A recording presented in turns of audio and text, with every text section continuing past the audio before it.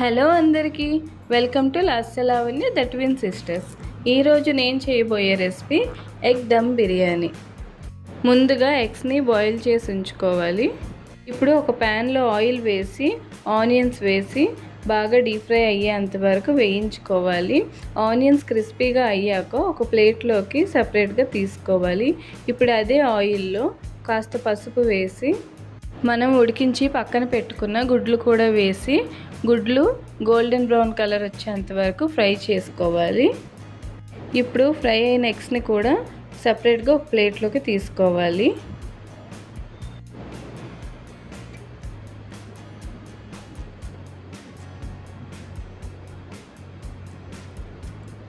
ఇప్పుడు అదే ఆయిల్లో 2 బిర్యానీ ఆకులు అలానే ఇక్కడ చూపిస్తున్న మసాలాలన్నీ వేసుకోవాలి.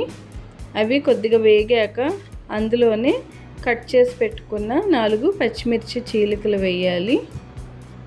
ఇవి కాస్త వేగాక 2 టేబుల్ స్పూన్ అల్లం వెల్లుల్లి పేస్ట్ వేసి పచ్చివాసన పోయేంత వరకు ఫ్రై చేసుకోవాలి.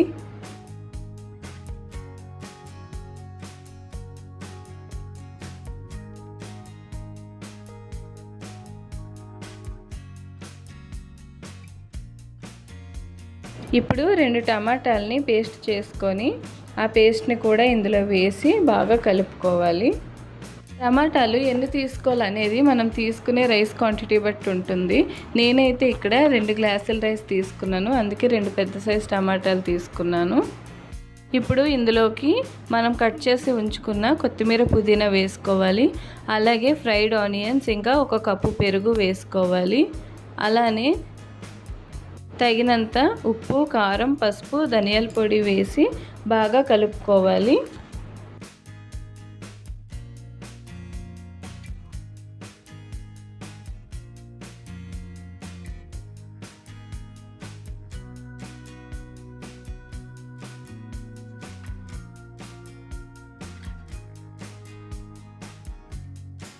పెరుగు లంప్స్ కట్టకుండా పూర్తిగా మసాలాలో మొత్తం కలిసేటట్టు బాగా కలుపుకొని మూత పెట్టి 5 నిమిషాలు ఉడకబెట్టుకోవాలి. 5 నిమిషాల తర్వాత మూత తీసి ఇంకొకసారి బాగా కలిపి ఇంకొక 2 నిమిషాలు ఉడికించుకొని సైడ్కి ఉంచుకోవాలి.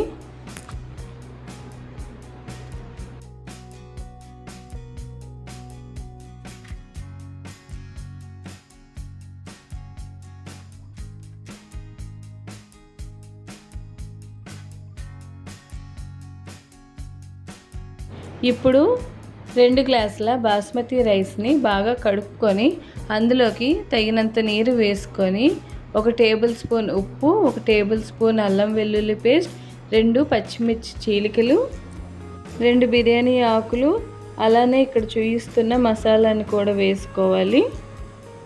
అలానే కాస్త పుదీనా కొత్తిమీర కూడా వేసుకొని 1 నిమ్మకాయ పిండుకోవాలి. ఇంకా 1 టేబుల్ స్పూన్ ఆయిల్ కూడా వేస్తే రైస్ బాగా అతుక్కోకుండా కుక్ అవుతుంది.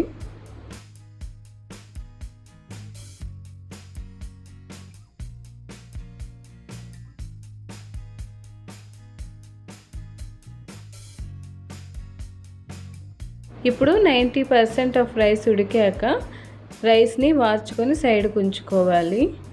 ఇప్పుడు ముందుగా మనం ప్రిపేర్ చేసి ఉంచుకున్న మసాలా ఉంది కదండి, అది కడాయిలో నేను ఫ్రై చేశాను. కడాయిలో నాకు సరిపోదు, అందుకే ఆ మసాలాని తపేల్లోకి షిఫ్ట్ చేసుకున్నాను.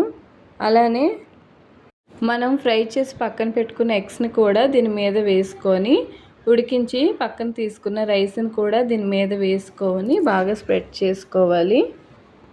ఇప్పుడు దీని మీద కొన్ని ఫ్రైడ్ ఆనియన్స్ వేసుకోవాలి.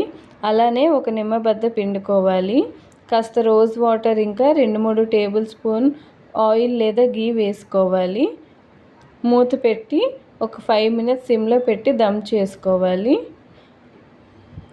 ఆల్రెడీ రైస్ 90% ఉడికింది కాబట్టి 5 మినిట్స్లో రైస్ బాగా ఉడికిపోతుందండి. అంతే, చాలా టేస్టీ అయిన ఎగ్ బిర్యానీ రెడీ అయిపోయింది. ఈ వీడియో మీకు నచ్చినట్టయితే లైక్ చేసి సబ్స్క్రైబ్ చేయండి.